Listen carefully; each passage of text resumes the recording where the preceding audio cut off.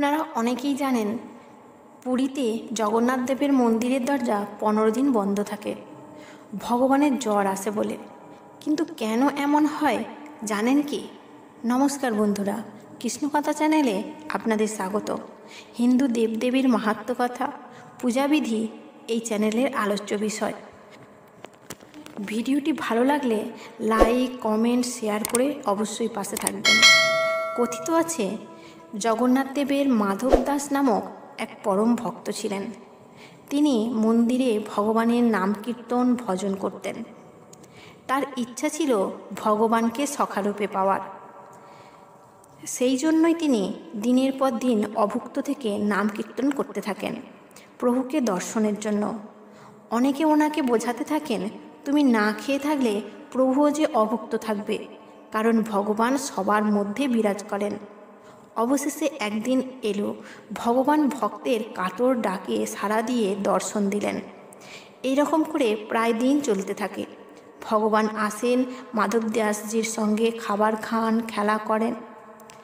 মানুষ তো রক্ত মাংসে গড়া জীব, তাই তার মনুষ্য জীবনে জরা ব্যাধি তো থাকবেই। স্বয়ং ভগবান যখন মনুষ্যরূপে জন্মগ্রহণ করেছিলেন, তাকেও ভোগ করতে হয়েছিল তার কর্মফল। সমস্ত মানুষকেও তার কর্মফল ভোগ করতে হয়। মাধব দাসজিকেও তা ভোগ করতে হয়েছিল। একদিন হঠাৎই তার জ্বর আসে। এমন অসুস্থ হয়ে পড়েন যে তিনি শয্যাশায়ী হয়ে পড়েন।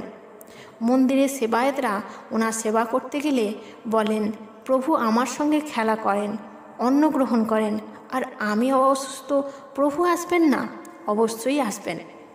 দিনের পর দিন আরও অসুস্থ হয়ে পড়েন। অবশেষে একদিন মাধব দাসজি চেতনা হারিয়ে ফেলেন।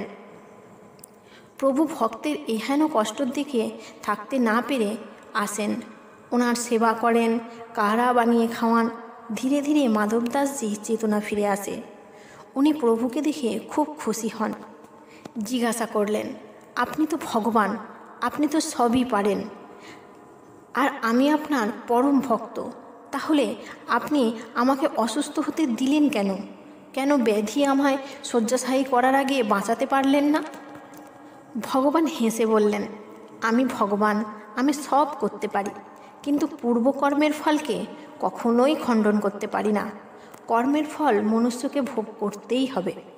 তোমার কর্মের ফলের স্বরূপ তোমার এই অসুস্থতা। তোমাকে তো আরও 15 দিন অসুস্থ থাকতে হবে।